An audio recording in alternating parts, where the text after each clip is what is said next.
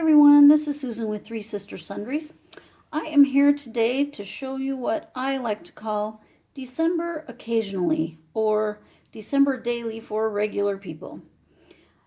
I'm sure that you have seen videos of lots of people getting prepared for doing their December dailies and many beautiful kits. But I have some ideas if you cannot afford or don't want to invest in a whole expensive kit for just one album.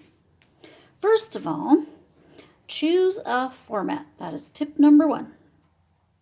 I have here several that I have done over the years. This one is just a little mini 3-ring binder. This one's also a binder. This is one with, it's kind of a unique one with binder rings. This one is a junk journal style, which I love. That's one of my first ones. And this one was a pre-sewn in pages kind.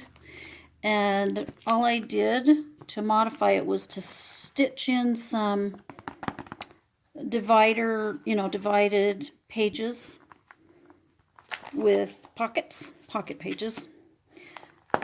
So that is your first chore. Choose a format.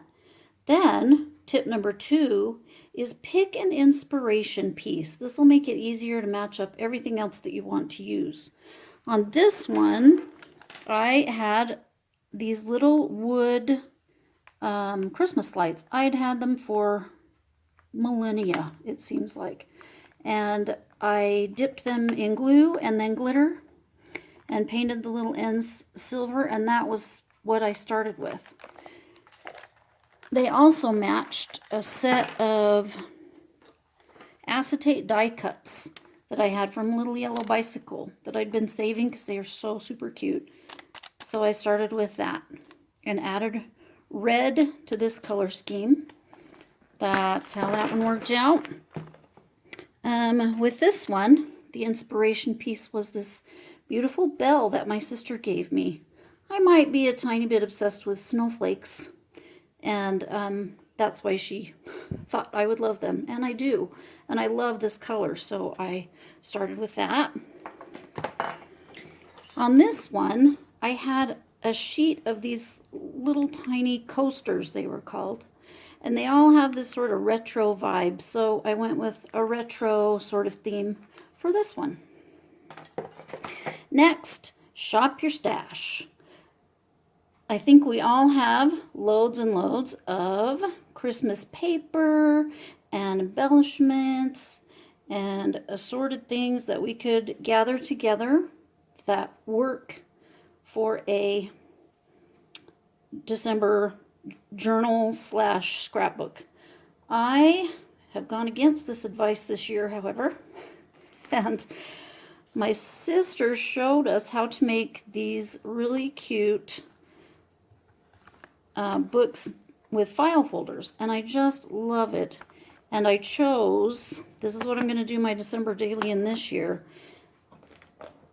And my husband let me buy all of everything from the Snow and Cocoa line, which I adore. I don't know what it is about it. I just love it. But even with this, I have added some things that coordinated from my own stash. These adorable little reindeer brads, and these white Christmas trees. I don't know how I'll use them, but I love them. Alrighty. Then, you don't have to document every single day in December if you don't want to. This, for instance, is the first thing I ever did that was even remotely related to December daily. I always documented our Christmases in 12 by 12 layouts in my scrapbooks. But this time, as you can see, in 2006, I just did one event. It was our family Christmas party. I started with a sheet of these tags. I dug through my stash and found papers that coordinated, and I just took one picture of every person at the party, and I am a terrible photographer. And the lighting was pretty bad. So I took a picture of every person at the party. For instance, this is my son. This tag is part of the tag sheet. I had some rub-on letters, and I just put the first initial of everybody's name on their photo. And that was that. Done. I did it I think I finished it in one sitting. It was really, really fast. Then this one, I just documented sort of Christmassy things. So I started with snowflakes because, snowflakes. And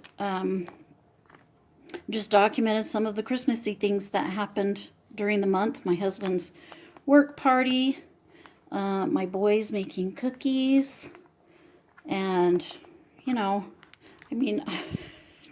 the family party, and then a few photos of Christmas Day. And it doesn't include every day in December. Do I love it? Yes, I do.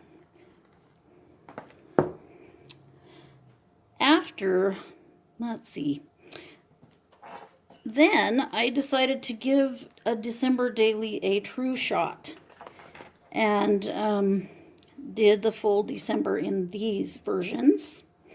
But I also learned that not every day has to be about Christmas. In my books, I'll open up this junk journal version. In my books, December 7th will always be about Pearl Harbor Day. At my office, I have a big dictionary by my desk, and I always choose a word of the day and open it up and make a little sign, if you can see that. So every December 7th, the word of the day is infamy, for obvious reasons. Also, let's see if I can find it. I also like to make these giant dangly things. And December also is Hanukkah, so I usually do some sort of Hanukkah page and use Hanukkah colors, which in general don't really match the rest of my books, but I like to do it. My son played a concert on the first day of Hanukkah last year, so that's that. Let's see, I think my favorite Hanukkah page, if I can find it, here's another one where it didn't necessarily involve Christmas, but my sister and our kids went to see Star Wars this year, so that was fun. So, another tip. Tip number 6.